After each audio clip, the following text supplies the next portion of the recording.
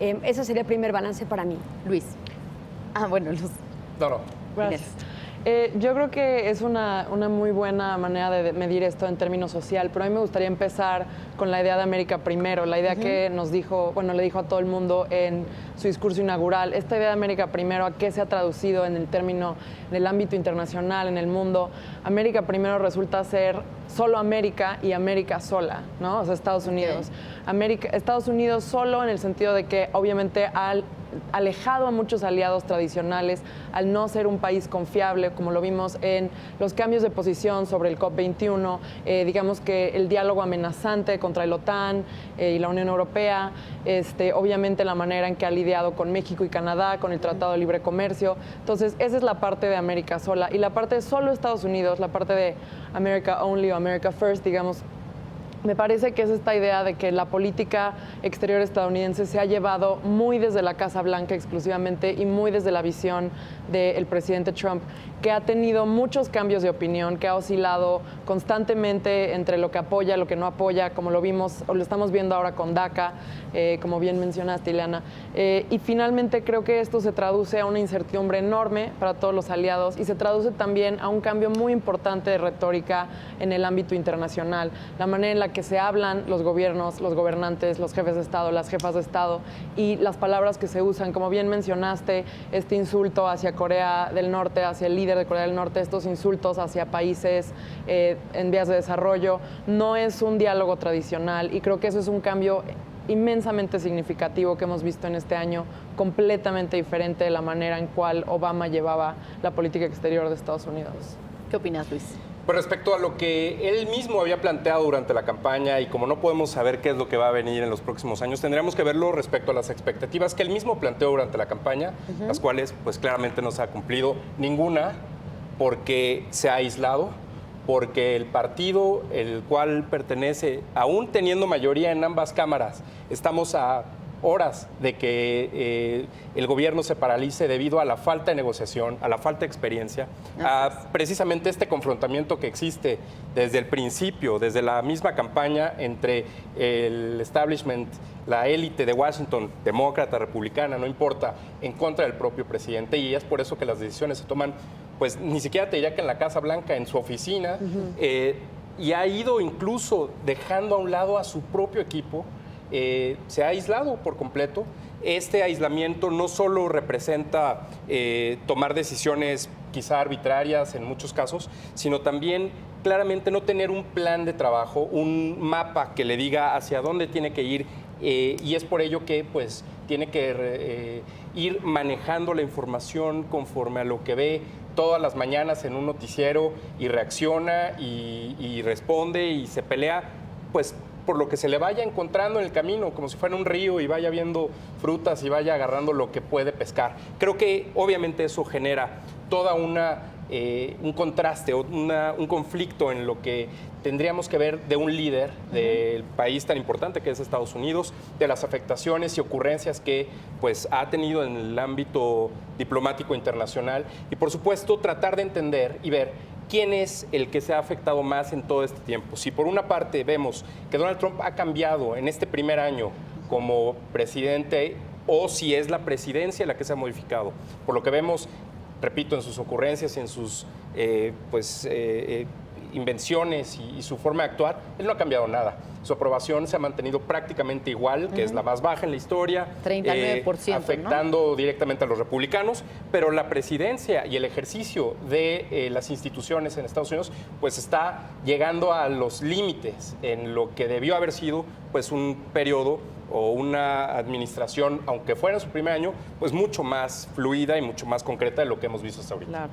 Pese a esta falta de consensos, esta modalidad de regirse bajo ocurrencias, este aislamiento, este impacto negativo en lo social, como ya lo comentaban, ¿cómo ven sus logros? Porque realmente pues, han sido muy pocos, 4, como lo dices, como lo señalas, Ileana, 4 logros y de millones de promesas que hizo desde su campaña. Estos logros, bueno, principalmente la reforma fiscal y los demás, ¿cómo ven? ¿Cómo ven estos avances? Bueno, yo en esta idea que comentabas sobre America First o hacer América grande nuevamente, A mí me parece interesante cómo ha tratado de conciliar el discurso. Recordemos un poco, hablando de su gabinete, que fue en principio un grupo de amigos, ahora un Steve Bannon en su contra, dejando filtrar información para enriquecer un libro de escándalos y demás, cómo se han vuelto sus principales adversarios. Pero también hay que recordar que cuando toma posesión en enero, a los primeros que llama son a gente relevante de diferentes segmentos. Por ejemplo, ¿cómo olvidar la sesión que tiene con Elon Musk, este gran innovador que pretende llegar a Marte para que sea su jefe de la Comisión de Innovación? Aunque luego, por supuesto, Elon Musk se saliera, ¿no? Pero pienso, por ejemplo, la CEO de General Motors fue de las primeras en reunirse con él. Y ahora lo que estamos viendo es que la posibilidad de que muchas de las, no de las plantas, pero de ciertas líneas de producción de estas marcas o de otras en el sector automotriz, que es de los más sólidos en el segmento de ensamblaje y de autopartes en México, se va a ver afectado precisamente por el desplazamiento de estas empresas o armadoras de regreso a los Estados Unidos, incentivadas por diferentes formatos de carácter fiscal o incentivos fiscales para que éstas regresen, y que por supuesto lo van a ser atraídas también a partir de esta reforma fiscal que, si bien es cierto no beneficia de manera inmediata a las masas o al pueblo, sí lo va a hacer de manera directa e indirecta a las empresas en los Estados Unidos. Entonces ahí, aunque hay una apreciación de no está impactando positivamente a la generalidad de la población, en el momento en que regrese empresas e industria, por supuesto que se va a reactivar la economía y no veremos, sino hasta dentro de mucho tiempo, el impacto de estas decisiones. Entonces ese podría ser un logro de su gabinete. Ahora, algo muy controversial para la humanidad en general es haber trasladado o haber hecho el anuncio del traslado de la embajada de Estados Unidos en Israel a Jerusalén, a una parte de Jerusalén donde Israel tiene injerencia. Ese escándalo para el mundo árabe, por supuesto, puede ser y despertar una gran cantidad de movilizaciones violentas que también veremos efectos en el tiempo. Pero hay que decirlo, esto puede impulsar o empujar de manera obligatoria o necesaria una negociación suspendida en el tiempo después del fracaso de los acuerdos que se tomaron con ¿quién era el líder de Palestina en ese momento?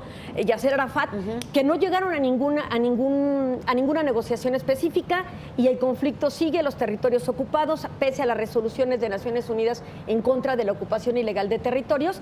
Se vuelve un gran aliado de Israel y lo connota con este acto de poderío. Siempre lo ha sido, es cierto, pero ese simple anuncio, que levantó ámpula en la diplomacia internacional, es una revelación en el sentido de fuerza para los Estados Unidos que puede, repito, impulsar a una negociación obligada.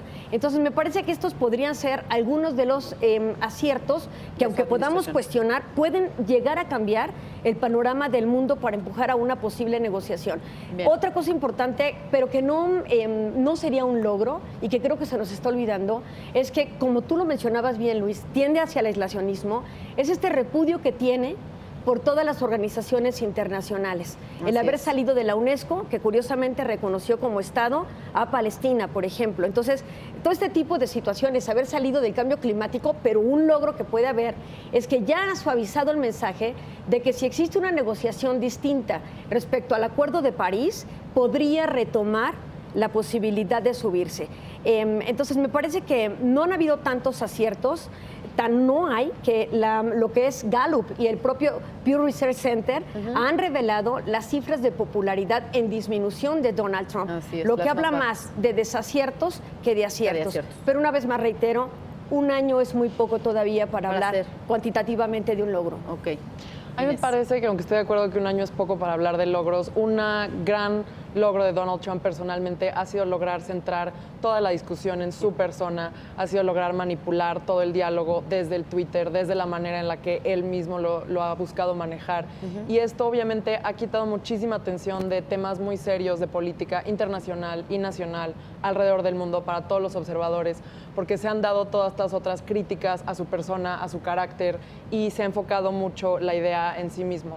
También creo que, digamos que un logro que obviamente no creo que sea celebrable, pero es un gran avance para todos los grupos de índole más conservadora, radical, de derecha en Estados Unidos, lo que habías hablado al principio estos grupos de supremacía blanca, al igual que todos los grupos que están en contra de los derechos igualitarios para todo tipo de personas, los derechos reproductivos para las mujeres, para todos ese tipo de grupos ha sido digamos que un exitoso año en términos de lo que han logrado a través de un presidente que, como muchos de su base todavía dice, es un presidente que dice lo que piensa, que acaba traduciéndose en muchos términos a opiniones, digamos que poco imaginables en otros líderes políticos mundiales. Entonces creo que aunque estos no sean necesariamente aciertos o ganancias, digamos que bajo todas las rúbricas, creo que definitivamente para el control que ha manejado Trump en Estados Unidos y para los grupos de su base, estos definitivamente han sido aciertos de su primer año en la Casa Blanca. Respecto a lo que planteó y de lo que pudo hacer con la mayoría republicana a su favor, yo te diría dos principales. Uno es la reforma fiscal, que obviamente beneficia y traerá las consecuencias de las que hablabas hace un momento. Y otro, pues, haber completado la nominación de la Suprema Corte de Justicia, lo cual aún le da un elemento mayor de conservadurismo que no se había presentado prácticamente en 100 años, ¿no? Tener las dos cámaras republicanas y la mayoría conservadora en la Suprema Corte de Justicia. Aún así, yo te diría, si el presidente republicano tiene mayoría republicana en ambas cámaras, pues es natural que cualquiera que hubiera ganado de parte del Partido Republicano lo hubiera llevado a cabo. Entonces, en ese sentido, pues no son logros, o al menos se deberían de matizar como logros, dado que era pues prácticamente su obligación hacer algo de este tamaño y con este sentido. Es por ello que cuestionar un año en el cual tenía toda esta oportunidad y especialmente, como mencionas, es muy poco tiempo, pero si tomamos en cuenta que ya estamos en el proceso de la elección intermedia, en realidad, pues esta oportunidad de tener a ambas cámaras de su lado sin los legisladores de su partido en proceso electoral, pues entonces esta oportunidad, aunque sea muy poca o aunque sea una ventana muy pequeña, pues se le fue. Y esto que estamos viendo ahora de tener o estar en el umbral de una parálisis gubernamental es prácticamente decir, ya estamos en periodo electoral. Los republicanos, por mucho que ellos sepan que se necesita confrontar a los demócratas, pues van a tener muy pocas cosas que entregar una vez que empiecen las campañas, prácticamente en unas semanas. ¿Qué van a decir en sus estados? ¿Qué van a decir en sus distritos para buscar la reelección? Me parece que ahí es donde Donald Trump, si bien no tiene nada que contarse o que presumir al mundo, no tiene nada que darles a los individuos del Congreso de la mayoría republicana para regresar y dar algo que presumir en campaña. Al contrario, creo que son solamente malas noticias. Y si se concreta la parálisis, independientemente que esté dividida la opinión sobre quién sea el culpable, pues ya veremos cómo afecta y cuánto dura esto rumbo en las elecciones intermedias. Bien, pues para concluir, después de este breve análisis, desgraciadamente se nos acaba el tiempo, pero ¿qué ven hacia adelante? ¿Qué ven hacia este 2018? Si bien mencionabas, vienen las elecciones, sigue sobre investigación el Russiagate, entonces, ¿qué podríamos esperar en este 2018? Hay quienes dicen que podría llevarse a cabo un impeachment. Bueno, yo veo alejado el impeachment porque no hay suficiente motivación para realizarlo, aún independientemente de este comité o esta comisión especial de revisión del caso ruso o la trama rusa, que por supuesto ha resultado una cortina de humo para muchas cosas que están sucediendo en Estados Unidos. Pero ya por lo pronto él ya anunció que se va a postular para la siguiente campaña